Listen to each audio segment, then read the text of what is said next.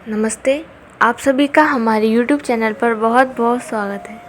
आज मैं आप सभी को श्रावण मास के महात्म्य का 29वां अध्याय सुनाती हूँ।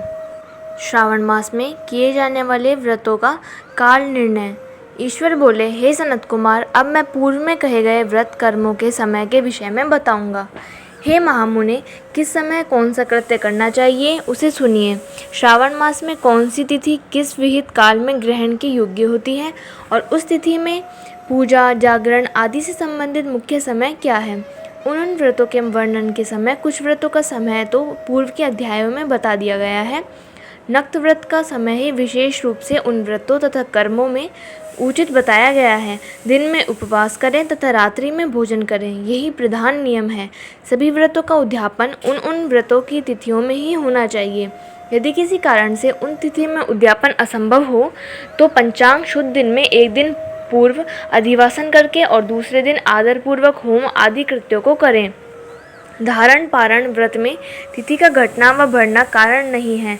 श्रावण मास के शुक्ल पक्ष की प्रतिपदा तिथि से संकल्प करें और उपवास करें। पुनः दूसरे दिन पारण करें, इसके बाद दूसरे दिन उपवास करें।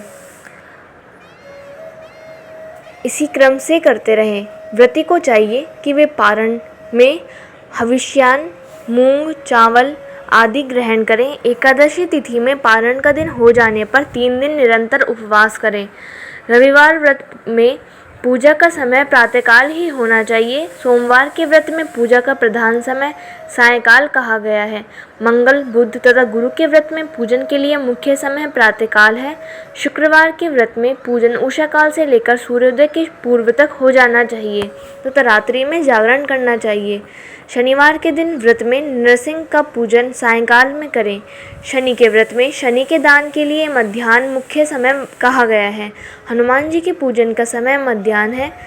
अश्वत्थ का पूजन प्रातःकाल करना चाहिए। हे वत्स, रोटक नामक व्रत में यदि सोमवार युक्त प्रतिपदा तिथि हो तो वह प्रतिपदा 3 मुहूर्त से कुछ अधिक होनी चाहिए, अन्यथा पूर्व योगिनी प्रतिपदा ग्रहण करनी चाहिए। औदुंबरी द्वितीया सायंकाल व्यापिनी मानी गई है। यदि दोनों तिथियों में पूर्व वेद हो तो तृतीया संयुक्त द्वितीया ग्रहण करनी चाहिए। स्वर्ण गौरी नामक व्रत की तृतीया तिथि चतुर्थी युक्त होनी चाहिए। गणपति व्रत के लिए तृतीया विद्ध चतुर्थी तिथि प्रशस्त होती है। नागों के पूजन में षष्ठी युक्त पंचमी प्रशस्त होती है। सुपोदन व्रत में सायंकाल सप्तमी युक्त षष्ठी श्रेष्ठ होती है। शीतला के व्रत में मध्याह्न व्यापिनी सप्तमी ग्रहण करनी चाहिए। देवी के पवित्रारोपण व्रत में रात्रि व्यापिनी अष्टमी तिथि ग्रहण करनी चाहिए। नक्त व्यापिनी कुमारी नवमी प्रशस्त मानी जाती है। इसी प्रकार आशा नामक जो दशमी तिथि है वह भी नक्त व्यापिनी होनी चाहिए। विद्य एकादशी का त्याग करना चाहिए। हे मुने, उसमें वेद के विषय में सुनिए।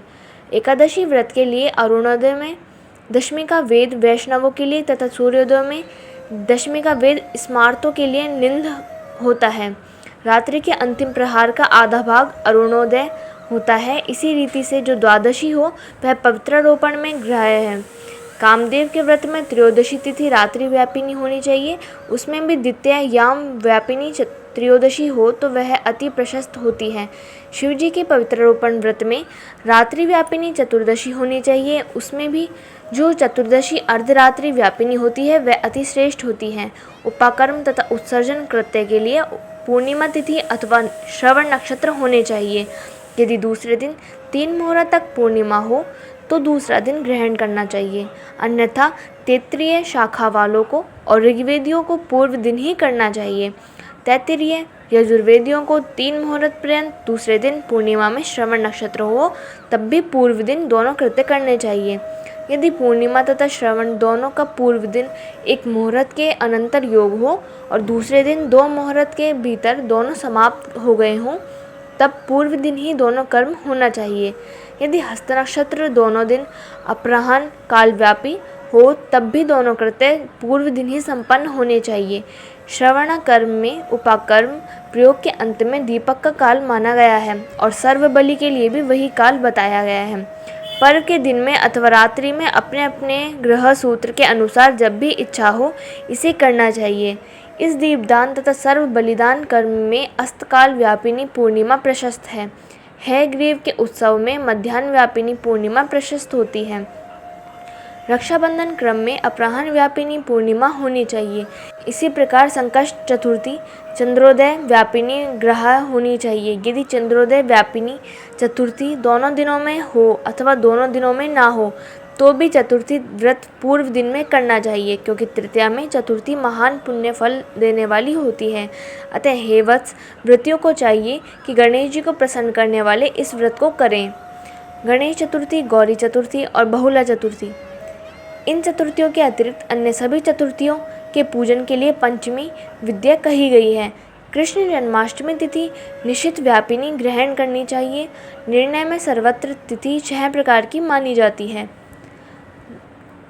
दोनों दिन पूर्ण व्याप्ति, दोनों दिन केवल अव्याप्ति, अंश से दोनों दिन समव्याप्ति, अंश से दोनों दिन विषम व्याप्ति, पूर्व दिन संपूर्ण व्याप्ति और दूसरे दिन केवल आंशिक व्याप्ति, पूर्व दिन आंशिक व्याप्ति और दूसरे दिन अव्याप्ति।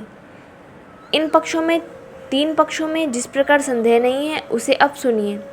विषम व्याप्ति में अंश व्याप्ति से अधिक व्याप्ति उत्तम होती है। एक दिन तिथि पूर्णा है, वही तिथि दूसरे दिन अपूर्णा कही जाती है।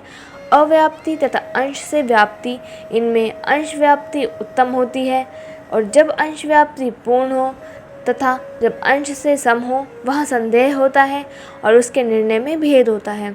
कहीं युग्म वाक्य से वार व नक्षत्र के योग से, कहीं प्रधान द्व योग से और कहीं पारणा योग से। जन्माष्टमी व्रत में संदेह होने पर तीनों पक्षों में पराग्राह्य होती है।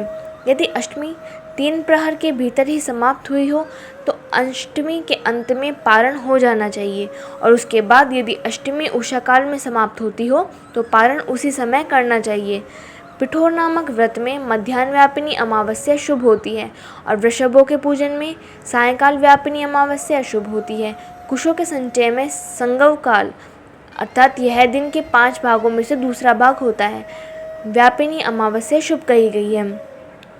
सूर्य के कर्क संक्रमण में 30 घड़ी पूर्व का काल पुण्यमय मानते हैं। अगस्त्य के अर्घ का काल तो व्रत वर्णन में ही कह दिया गया है।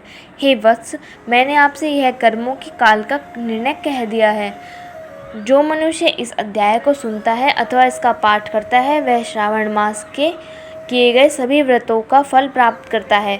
इस प्रकार श्री स्कंद पुराण के अंतर्गत ईश्वर सनत कुमार संवाद में श्रावण मास महात्म्य में व्रत निर्णय काल निर्णय कथन नामक 29वां अध्याय पूर्ण हुआ। धन्यवाद। इस वीडियो में बस इतना ही। प्लीज़ हमारी वीडियोस को लाइक कीजिए, शेयर कीजिए और हमारे चैनल को सब्सक्राइब कीजिए।